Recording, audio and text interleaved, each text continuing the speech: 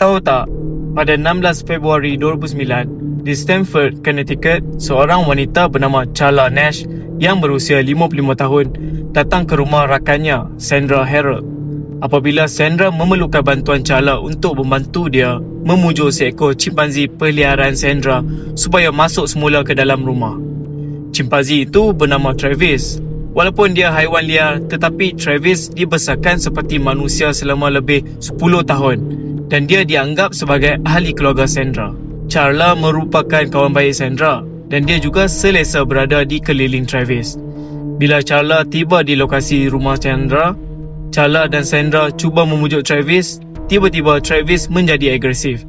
Dalam beberapa saat sahaja, dia menyerang Charla dengan kekuatan yang sangat luar biasa. Travis menarik dan mengoyak muka Charla, memakan 9 jari tangannya dan hampir memotong kedua pergelangan tangan Charla. Jeritan Charla kedengaran di seluruh kawasan perumahan itu.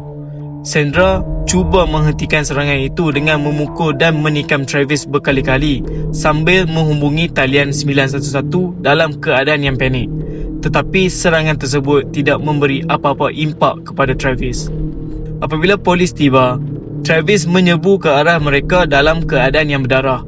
Seorang pegawai terpaksa melepaskan beberapa tembakan untuk menghentikannya dan akhirnya Travis mati di tempat kejadian. Travis menyerang Charla berkemungkinan kerana minggu sebelumnya Charla membuat pengubahsuaian rambutnya di salon, dan ketika Charla cuba memujuk Travis menggunakan patung kegemarannya, Travis melihat seseorang yang dia tidak kenali memegang patung kesayangannya dan bertindak secara agresif.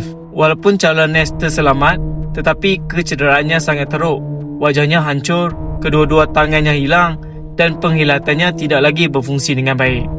Dia menjalani pelbagai pembedahan yang besar, termasuk pemindahan wajah hanya untuk meneruskan hidupnya seperti biasa.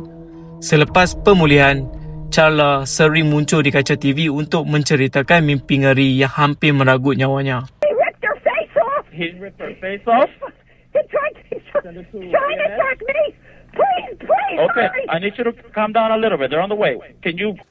So the veil is lifted. You know, many people around the